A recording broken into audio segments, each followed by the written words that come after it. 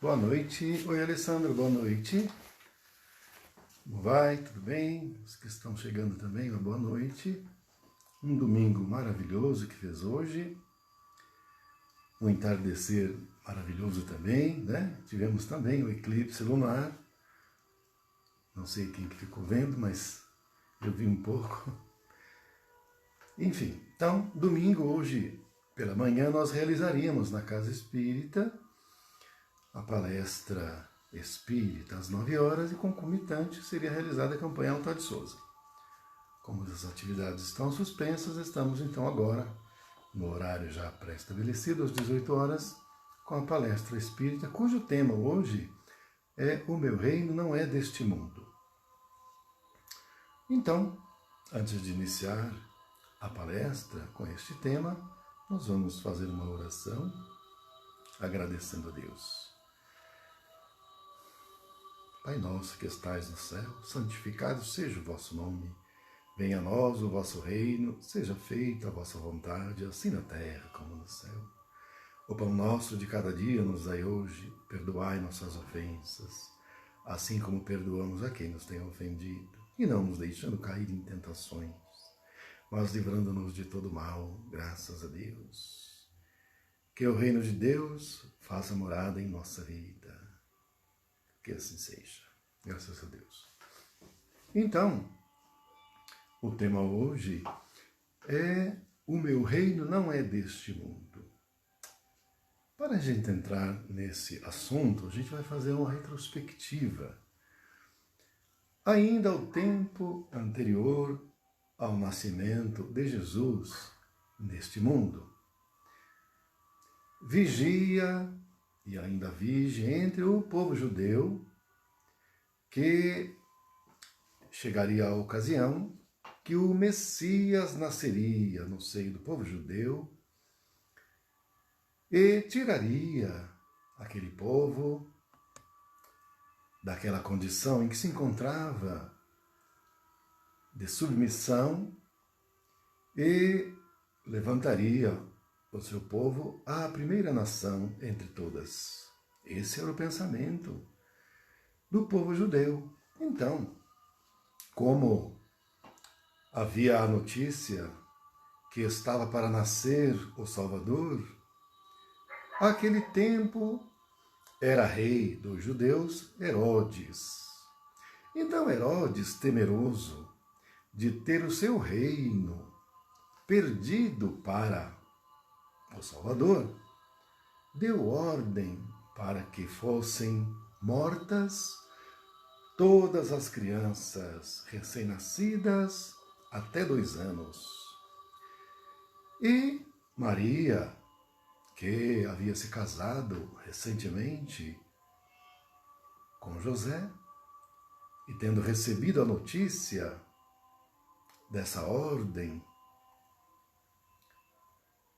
decidiu, com José, sair ali daquela região e fugir, porque ela estava grávida para nascer o seu filho, como de fato nasceu o Messias, como nós conhecemos. E então decidiu fugir dali para evitar a morte de seu filho, acabando por retirar-se para o Egito, bem distante, onde lá permaneceu até que Herodes morreu. Aí voltaram lá para a Judéia. Jesus tornou-se homem e iniciou seu messianato. E então aconteceu que ele acabou sendo preso, pois iria ser julgado, e foi trazido a Herodes, que questionou a respeito a Jesus se a intenção dele era tomar o seu reino, e Jesus então respondeu a ele. Esse outro Herodes era o filho do Herodes daquele tempo, quando Jesus era pequeno. Então, Jesus disse para ele: meu reino não é deste mundo. Mas, por fim, acabou Jesus sendo enviado a Pilatos e foi crucificado. Bom, e o nosso assunto é este que Jesus coloca, não é? Até para tranquilizar o Herodes, né? Para não ficar com medo que seu reino ia ser tomado, nada disso. Jesus disse para ele, meu reino não é deste mundo. Né? E outros dizer, para Herodes não se preocupar. Jesus não tinha intenção alguma de tomar reino algum. Agora, a expressão de Jesus, ao dizer, meu reino não é deste mundo, nós vamos primeiro analisar a situação do reino em que o Cristo estava encarnado e depois o reino do Cristo. Então, nós temos vários reinos. Nós temos o reino mineral, nós temos o reino vegetal, nós temos o reino animal e nós temos o reino humano, que é onde a gente vai parar, não é? Que é o da nossa condição e o da condição em que Jesus nasceu, encarnou, na condição humana, portanto, no reino humano. Jesus disse então que o meu reino, né? Então este reino é o reino humano, o reino de Jesus já vamos ver. Não é deste mundo. Então este mundo, que era o mundo em que Jesus encontrava-se encarnado, que mundo é? Então no reino humano nós temos mundos primitivos e mundos expiatórios e provacionais, e depois outros. Contudo, o mundo no qual Jesus se encontrava, e ainda nos encontramos até agora, é o mundo de expiações e provas. Então, o nosso é o reino humano de um mundo de expiações e provas. Agora eu perguntaria, né? Jesus é deste reino? Ele já falou que não é. Não é? Mas para ficar claro para nós, não é mesmo, né? Jesus não é humano, né? Ele já está muito longe, muito acima do reino humano. Então qual que é o reino de Jesus? É o reino dos espíritos crísticos. Esse é o reino dele, o reino crístico. E nós estamos no reino humano, né? E ele no reino crístico, despersonalizado já, muito diferente, muito distante do nosso. E qual o mundo? O nosso mundo ainda é de expiações e de provas em transição para mundos de regeneração. E o de Jesus? O mundo de Jesus são os mundos celestes e divinos, né? Aqueles mundos onde os espíritos já se encontram em unicidade com Deus. Por isso que eu disse despersonalizados. A única coisa que impera é a vontade de Deus, que é a lei do amor. O nosso ainda não é assim. O nosso mundo humano, o nosso mundo de expiações e provas, no reino humano, ainda vigora o egoísmo. Então vigora o quê? O nosso interesse pessoal em detrimento do comum, do interesse comum, da vontade de Deus. Vigora ainda os nossos interesses pessoais, não é? Muito distante do reino crístico, dos mundos celestes e divinos. A nossa caminhada ainda é grande para chegar lá. Nós vamos chegar lá. Nós vamos chegar lá. Todos nós vamos chegar. Mas a caminhada é longa. Mas nós vamos chegar. Então Jesus falou, o meu reino não é deste mundo. Vocês não precisam preocupar. Não é? Porque qual seria o interesse de Jesus tomar, né, alguma coisa de alguém aqui? Isso não faria mínimo sentido, não é? E permanecer aqui é sem lógica. Mal comparando, mas mal comparando mesmo, seria alguma coisa assim, como se nós reencarnássemos em um mundo primitivo, em início, onde os espíritos ali que se reencarnavam, que encarnavam, fossem espíritos quase que recém-saídos da animalidade. Né? Nós que estamos em muitas expiações e provas na fase final, pode parecer que é muito ruim, e comparando com os mundos acima é mesmo, mas em termos de tecnologia, de civilização, né, de conquistas da ciência, houve um avanço fenomenal, muito grande. Sempre quando se aproxima o período de transição de um mundo para outro mundo, eclode o desenvolvimento da ciência, como realmente acontece aqui no nosso. Né? Nós pegarmos os últimos 200 anos, sobretudo nos últimos 50, né? A evolução científica foi muito grande. Vocês vejam que antigamente, para conseguir descobrir vacinas, antigamente nem tinha, né? Não tinha vacina para doenças, para vírus, não tinha.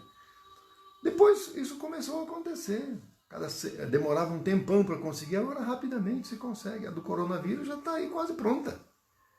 Não vai durar 2 anos para encontrar a vacina. É o avanço da ciência.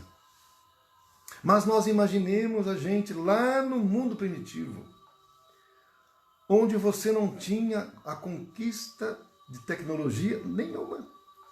O fogo não tinha sido ainda inventado. Não havia tecnologia para fazer o fogo. Né? Então, se fosse para comer alguma carne, tinha que ser crua. Não vai cozinhar como? Eles nem sabiam que podia cozinhar. Então, comiam como os animais comem. Abate e vai comendo, só tira pelo e vai comendo. Né?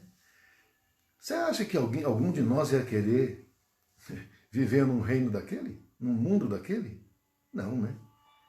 Então, mal comparando mesmo, é a mesma coisa Jesus sair lá do mundo dele para ficar aqui no nosso mundo, que é como a gente também lá no mundo primitivo.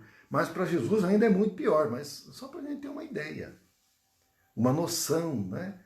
Como foi sacrificial para Jesus deixar o seu mundo celeste, né, de espíritos em unicidade com Deus, só vivendo no amor incondicional, e baixar em um mundo de expiações e provas, convivendo com criaturas selvagens,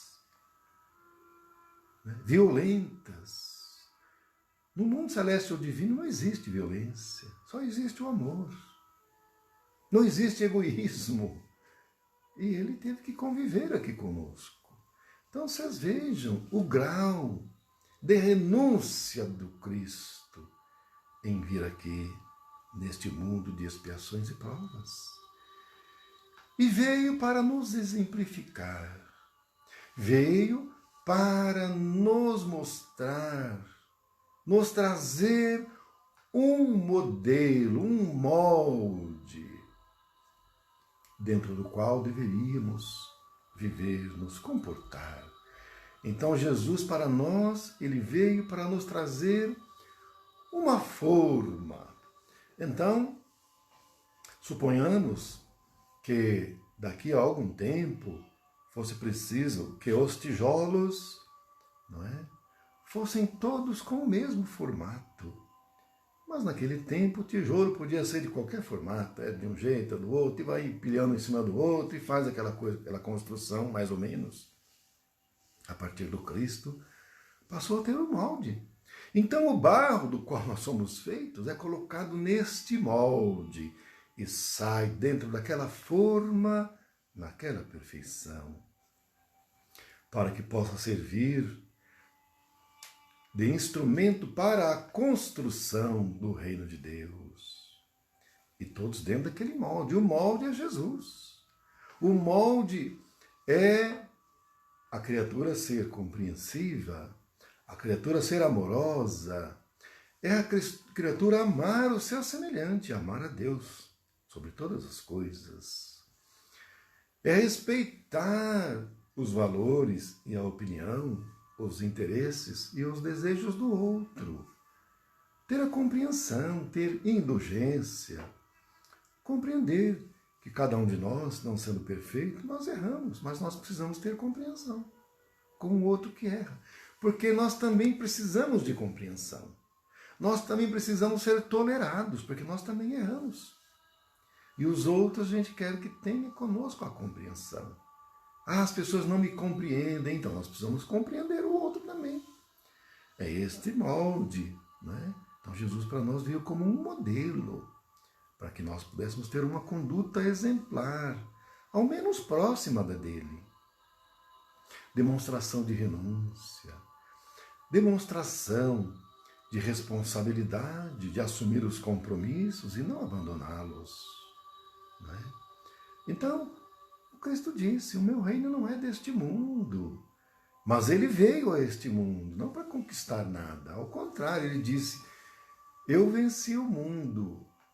Eu estou no mundo, mas eu não sou deste mundo. Ele já deixou claro que, embora ele estivesse neste mundo, ele não era deste mundo. Por isso que ele disse, eu estou no mundo, mas eu não sou do mundo. Ele não é deste mundo, ele é de outro mundo, de mundo celeste. E ele disse também, que adianta você ganhar o mundo, este mundo, e perder a sua alma, não é? Então a gente conquista todos os valores da terra, as riquezas, o poder, porque as pessoas primeiro vão atrás da riqueza, mas em seguida elas querem o poder, não é? Mas o poder, tanto quanto a riqueza, é passageiro.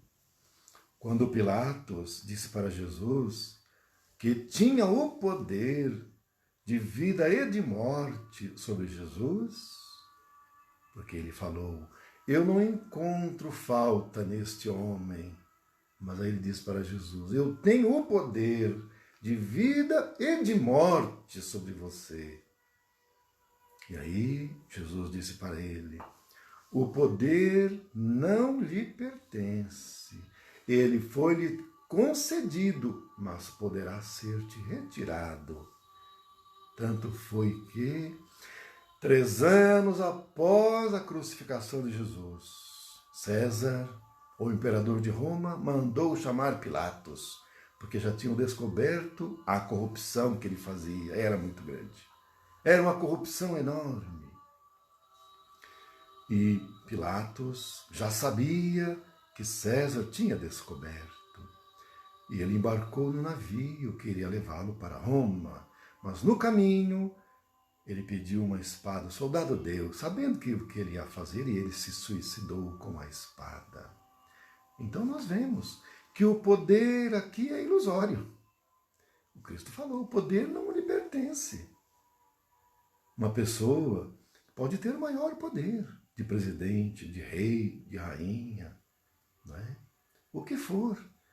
Mas o poder é temporal. Hoje você tem, amanhã você não tem mais. Então, precisa entender que nós não temos nenhum poder. Nós podemos exercer temporariamente algum poder. Mas precisamos entender que o poder não é nosso. Nós só estamos no exercício do poder temporário. Então é preciso ter responsabilidade. No meu serviço, antes de eu aposentar, eu tinha o poder de juiz. Podia mandar prender, mandar soltar, mandar decretar falência de uma empresa, não é? Mandar pagar indenizações, um monte de coisas.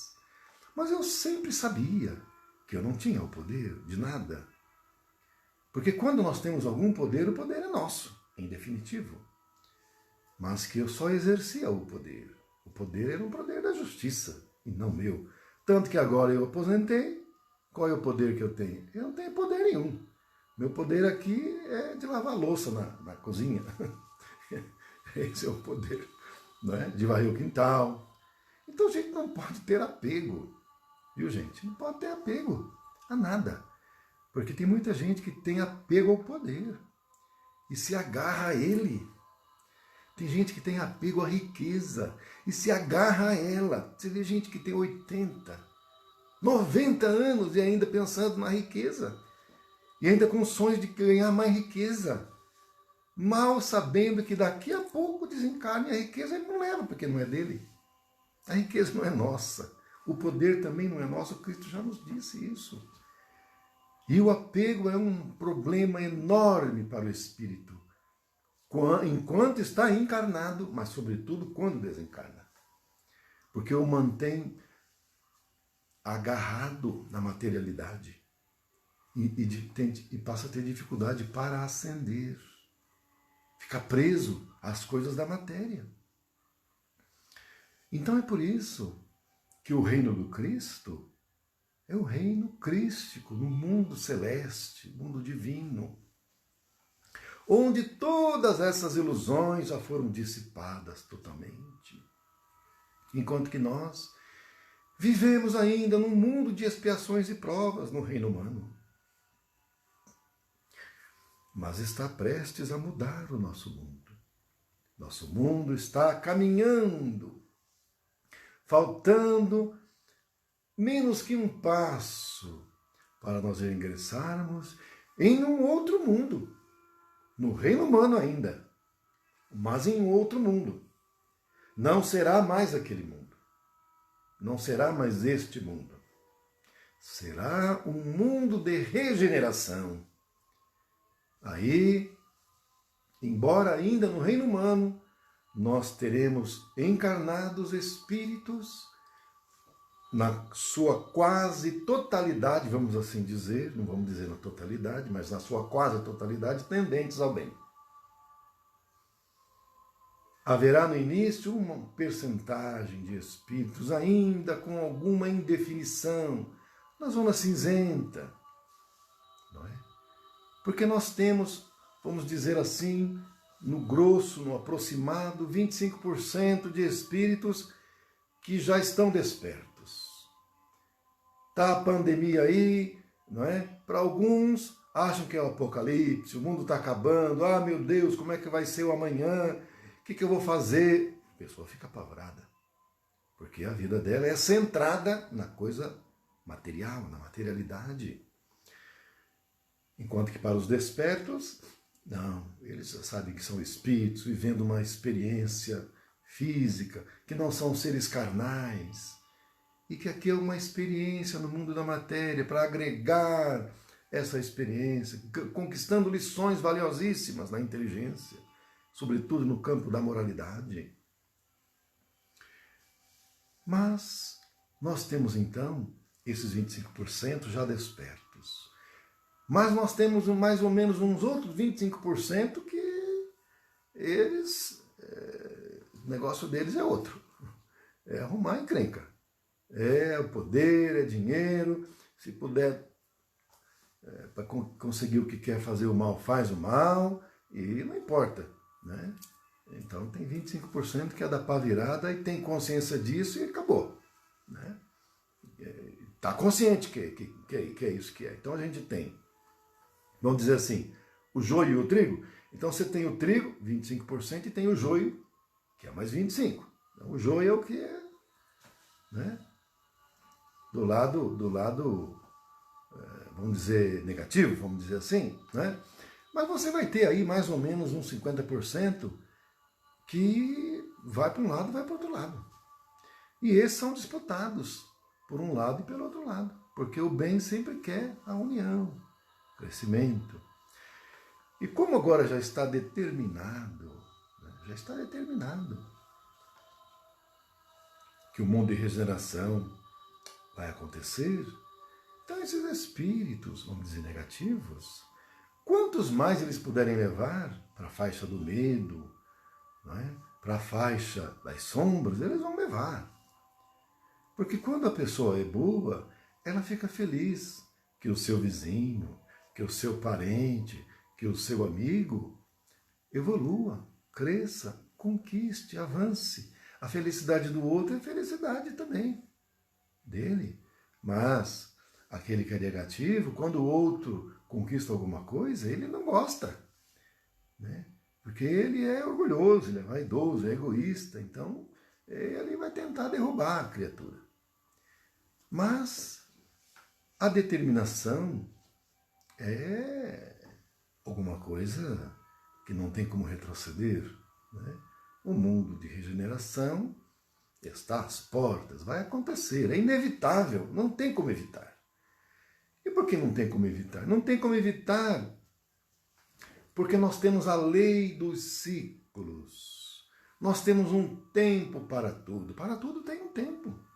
Não tem jeito. E nós estamos já ingressando nesse tempo, nesse ciclo. Então, quando é dia, é dia.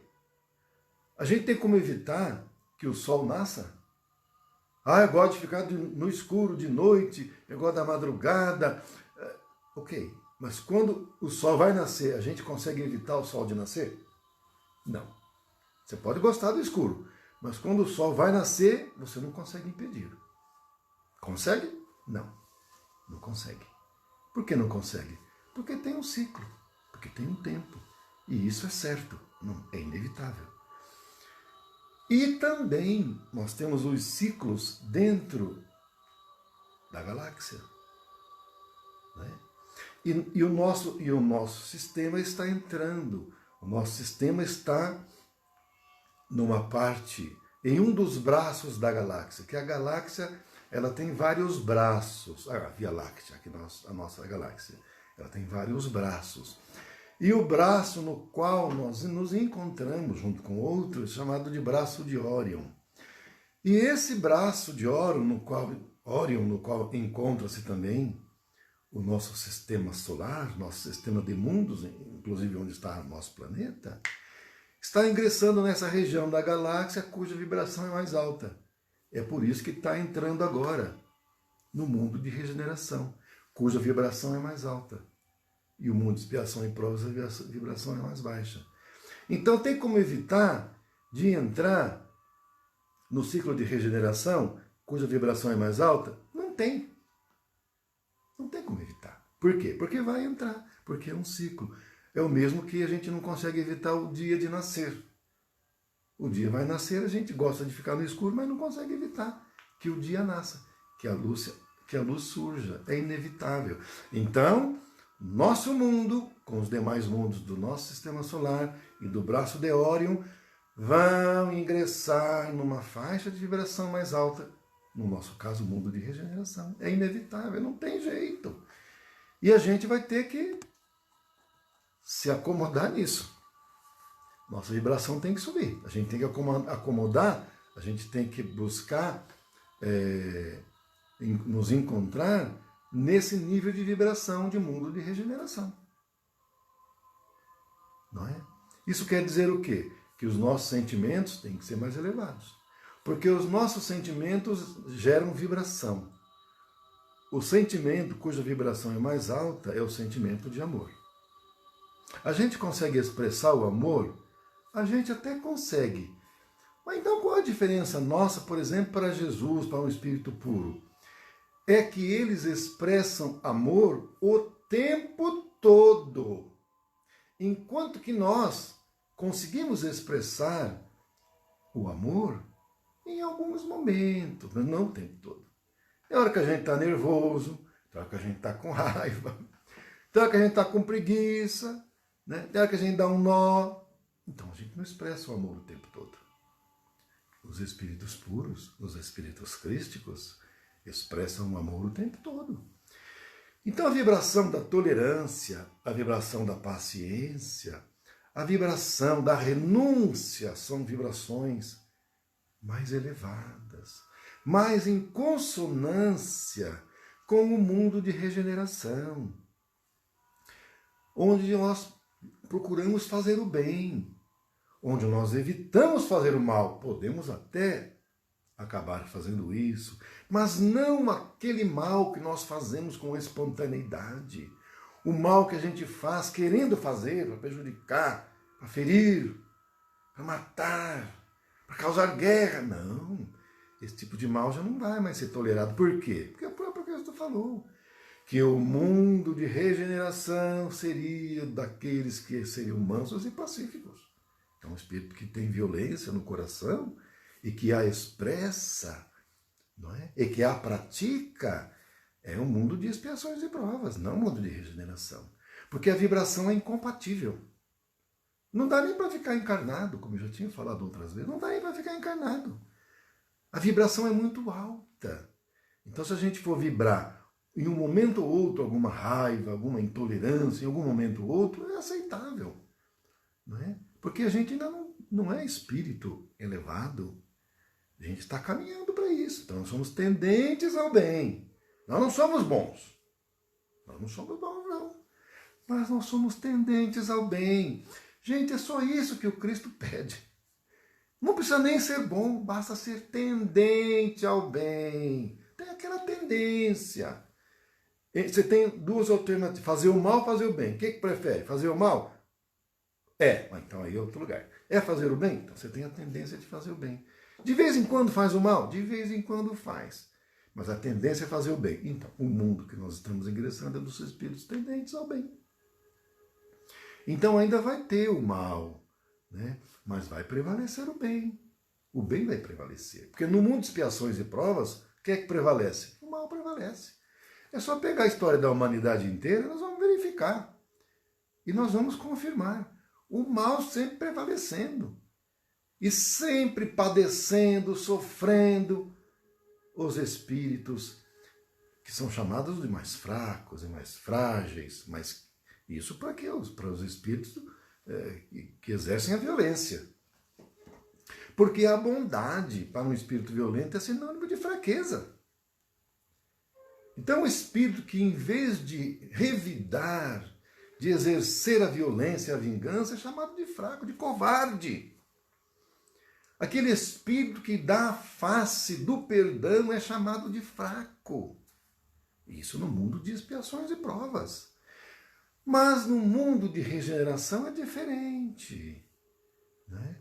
Aí é o contrário, isso vai ser valorizado. Né?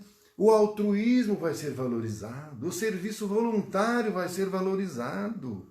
Todos vão fazer com alegria o serviço voluntário. Não é? Isso trará mérito moral, trará satisfação, trará felicidade. É o alimento, é o que vai nos alimentar, vai saciar a nossa necessidade do espírito, é de fazer o bem. Então não vamos importar mais tanto com conquista material, mas com as conquistas verdadeiras, dos valores verdadeiros, que são os valores morais, espirituais e os intelectuais também. Mas os intelectuais nós já avançamos bastante. O moral que está para trás. A gente tem pressa de conquista de valor moral. Porque valor intelectual nós já conquistamos relativamente bastante bem até.